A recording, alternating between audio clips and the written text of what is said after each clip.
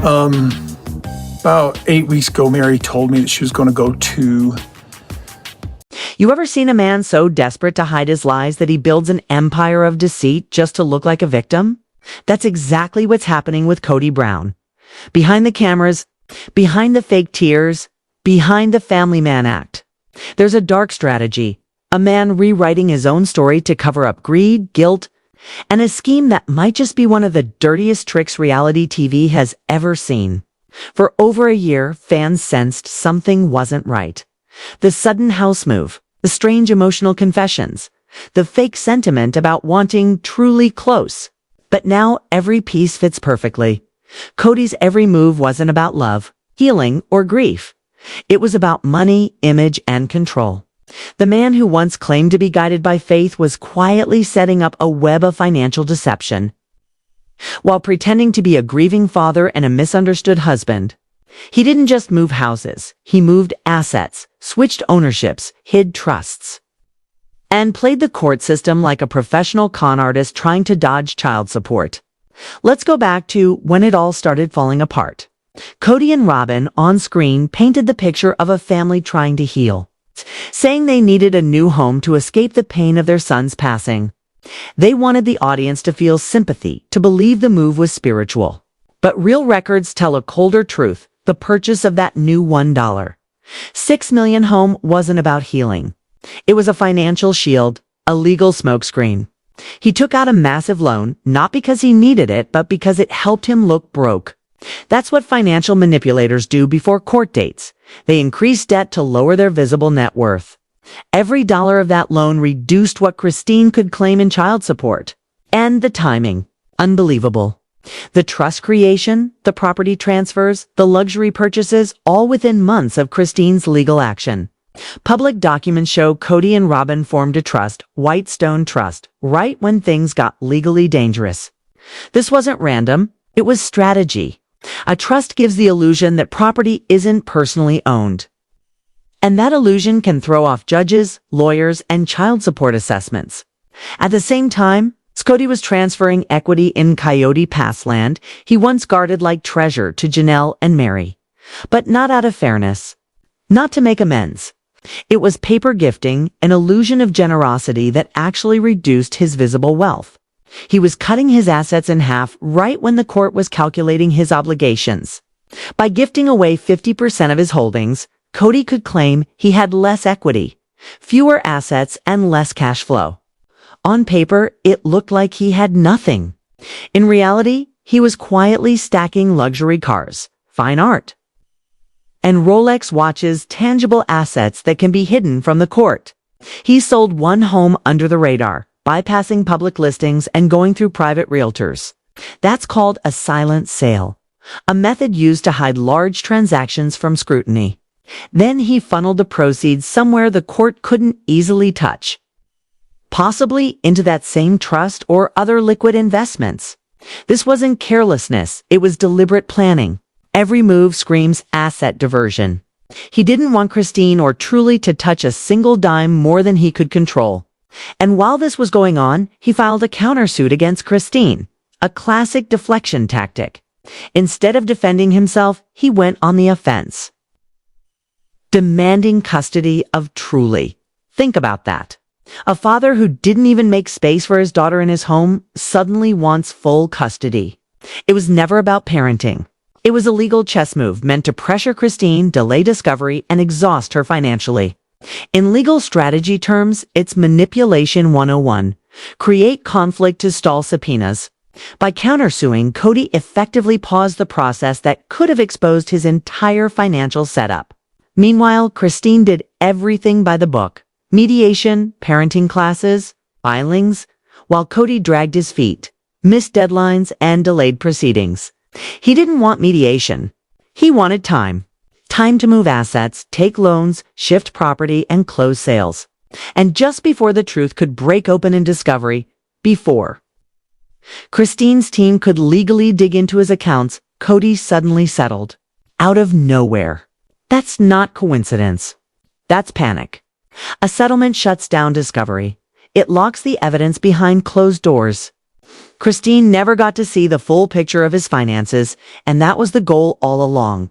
What makes this more disgusting is the emotional manipulation wrapped around it. On TV, Kody was playing victim, pretending to mourn, claiming he wanted to start fresh after heartbreak. He used the tragedy of his son's passing as a public sympathy tool while privately converting real estate equity into untouchable wealth. He told fans he needed a peaceful new home for Truly, but the house didn't even have a room for her. There were 5 bedrooms, one for each of Robyn's kids and one for Kody and Robyn themselves. Not one space for his teenage daughter. They literally had her sleep in a detached room with no inside access, an outside door, no connection to the main house, no security. Another time, she slept on the floor in Solomon's room. No curtains, no comfort, no privacy. That's not parenting. That's neglect, disguised as visitation. After those 2 visits, Truly stopped going alone. She only went back when her sisters went too, and never again to stay by herself. That silence, that decision, says everything. By the time Christine's lawyers realized the pattern, the damage was done. Kody had sold his previous home, bought a new one, inflated his debt, and buried liquid cash into art and luxury. He filled his mansion with limited edition paintings, pieces worth tens of thousands, because fine art can be classified as personal property, not income. He gifted Robyn a $25,000 art piece, bought her Cartier and Tiffany jewelry, and started wearing Rolex watches. They paraded as simple people while spending more on decor than Christine spent raising her kids. He also bought a Mercedes-Benz worth over $100,000, all during litigation. Those aren't the moves of a man struggling financially. Those are the actions of someone laundering his visible assets into lifestyle items that can't easily be traced or split in court. Then, when it was all done, when the cash was moved, the debts were inflated. And the trust was active. Kody went one step further. He sealed the case. In Utah, that's rare. Family cases can be private, but judgments and orders are almost always public record. But not Kody's. When his name was called in court, public attendees were kicked out. The hearing went private in seconds. He got special treatment, and that transparency vanished. Now, no one can see what the court decided, what child support was set at, or what Christine walked away with. The documents are hidden, the case locked tight. He claimed it was for Truly's protection. But anyone who understands how family law works knows what that means. It was for his protection. Christine's book, set to release in 2025, fills in what the cameras didn't show. The neglect, the emotional distance, the coldness in how Truly was treated. All of it paints a picture of why Christine finally stood up. She wasn't just fighting for respect. She was fighting against a man using legal systems to punish her for leaving. Kody weaponized love, religion, and money, and when that failed, he weaponized the law. He's the kind of manipulator who hides behind family while destroying his own to protect his ego. He wanted to make Christine look like the problem while secretly emptying his own pockets into a maze of trusts, loans, and luxury. And what makes it even more tragic? Truly is only 15. In Utah, a 14-year-old can express where they want to live. She made her choice, and Kody knew it. That's why he suddenly gave up on custody, dropped his push, and settled. Because he couldn't force her love, and he couldn't hide his lies forever. The second Christine stood her ground, Kody lost control. His empire of manipulation started to crumble. But he didn't leave quietly. He left a trail of deception. Money games and emotional scars that the show will never fully reveal. Yet the records, the timing, and the patterns all tell one story. Kody and Robyn weren't just escaping grief, they were escaping accountability. When a man starts hiding behind God, grief, and guilt, that's when you know the con is real. Kody Brown didn't just lose his family, he engineered the loss. He built a fake redemption story for TV, while off-camera, every move was a carefully calculated financial chess play. Behind the broken man act was a manipulator desperate to protect his fortune, his ego, and his illusion of power. He wasn't running from heartbreak. He was running from accountability. The moment Christine walked away, she didn't just shatter his control. She exposed his biggest fear, losing his money and his mask at the same time. That's why he went into overdrive, rewriting history, rebranding himself as a father, grieving and rebuilding. While the truth was darker, he was hiding assets, diverting equity, and shielding wealth under fake generosity and legal smoke. Let's tear the mask off completely. The so-called Whitestone Trust wasn't a spiritual step, it was a financial shield. In the world of asset protection, a trust like that can turn visible wealth into invisible ownership. On paper, the house belongs to a trust, not to Kody or Robyn, which means when child support, settlements, or financial reviews come up, his name looks clean. It's the kind of move you see from business executives hiding money offshore. Not a faith-based father claiming to rebuild his family. He knew Christine's lawyers would dig deep. He knew Discovery would trace property titles, mortgage loans, and recorded transfers. So he moved first. By signing over properties to Janelle and Mary, he didn't make peace. He made a paper trail that said, "Look, I'm broke. Look, I'm fair. Look, I gave them their share." But under that fake equality was a simple truth. Every signature reduced his taxable worth. Every transfer lowered what the court could count against him. That's what's called asset dilution. He took the wealth built over decades of family contributions and turned it into smoke. When Christine filed for child support and division of property, Kody was already steps ahead. He wasn't in shock, he was in strategy mode. Even the timing of his luxury purchases lined up like a cover operation. A Mercedes-Benz here, Rolex is there. A $25,000 art piece for Robyn. All of it looks like spending, but it's actually wealth conversion. You buy items that don't show up as liquid cash but hold insane resale value. To the court, it looks like lifestyle debt. In reality, it's hidden investment. That's why his home now looks like an art museum, not because he's finding beauty after loss, but because art is one of the easiest ways to bury value. Meanwhile, the new $1.6 million home wasn't comfort. It was camouflage.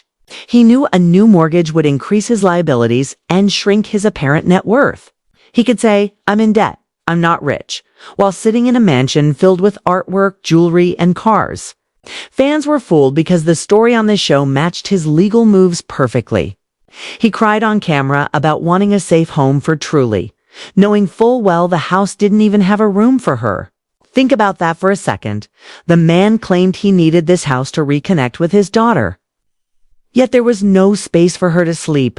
Every single bedroom was already claimed. He had a 5-bedroom layout, one for each of Robyn's kids and one for their own room. That left 0 for Truly. She was either shoved into an exterior access room with no inside connection or told to sleep on the floor in her brother's room. That isn't love. That's control and performance. Make it look good for TV. Then treat the child like an inconvenience off camera. Christine, on the other hand, kept it quiet.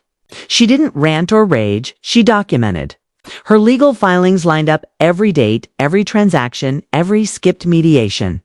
Kody's delays weren't forgetfulness. They were tactics. Missing parenting classes, late document submissions, and rescheduled mediations gave him months to finish hiding his paper trail. He was counting on Christine's exhaustion, counting on the system being slow. And when she got close to pushing Discovery forward, he dropped the nuclear option, a settlement. Because a settlement ends the chase. It closes doors before the truth can walk through them. He avoided subpoenas, skipped disclosures, and shut down every chance of exposing his trust and asset shifts. Then he did something even more audacious. He sealed the case. It's almost unheard of in Utah family court for a financial settlement like that to vanish from public access. Normally, at least the order's custody, support, or property division are public. But when Christine's hearing was called, witnesses said the court suddenly cleared the virtual gallery. Everyone was removed. The case went dark. And that darkness, that's where Kody hides best. He claimed it was to protect Truly's privacy, but what it really protected was his financial manipulation. Once sealed, no one can confirm if child support was fair, Christine got her share, or if Kody got away with his trust tricks. He built a legal wall around his lies, and this secrecy didn't come from nowhere. In the world of polygamy, hiding money isn't rare. It's a learned skill. Generations of men like Kody have practiced financial evasion to avoid child support, taxes, and accountability. The system is easy to manipulate if you understand the loopholes. Switch property titles, take out loans, build trusts, delay court, settle fast, and claim faith or family privacy as the excuse. It's financial manipulation disguised as morality, and Kody mastered it. The timing of every transaction lines up perfectly with his court dates. The house purchase, the Coyote Pass transfers, luxury spending, all happened between Christine's filing and his settlement. That's not coincidence. That's orchestration. But here's the truth he didn't count on. Paper trails never lie. The Coconino County records, trust filings, and sale documents tell a story no reality show edit can cover. He didn't just sell his home. He sold it off-market to avoid scrutiny. He didn't just move into a new home. He moved into a legal fortress. And he didn't just give up Coyote Pass. He used it to stage a public act of humility while cutting his financial exposure in half. Every move was about keeping control, keeping wealth, and keeping the world fooled. Christine was fighting a man who had years of practice manipulating people and paperwork alike. Yet, for all his calculation, Kody underestimated one thing the internet never forgets.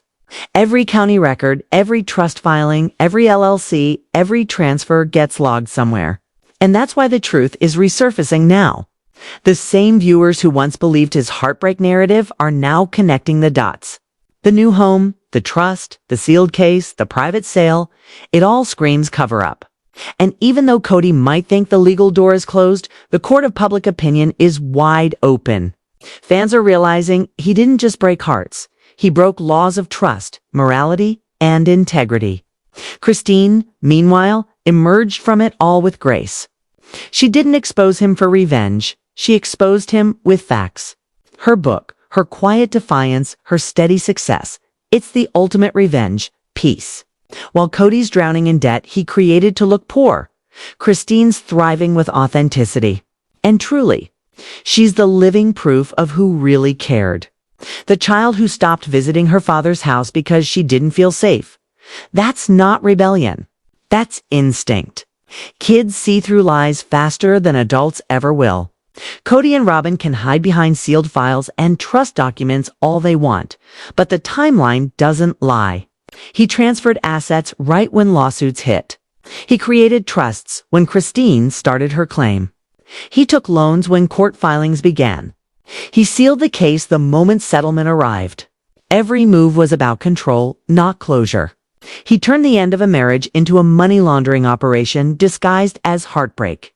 And while Christine found freedom, Kody found his own trap. A life built on lies so deep. Even he can't tell where truth ends anymore.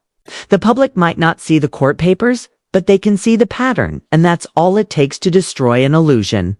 The family man brand is crumbling, and Kody has no one left to manipulate but himself. He built an empire of secrets, but the walls are cracking. One look at his choices and you realize this wasn't about losing Christine. This was about losing control. And he'll do anything, even fake grief and faith, to get it back. Even fake grief and faith to get it back.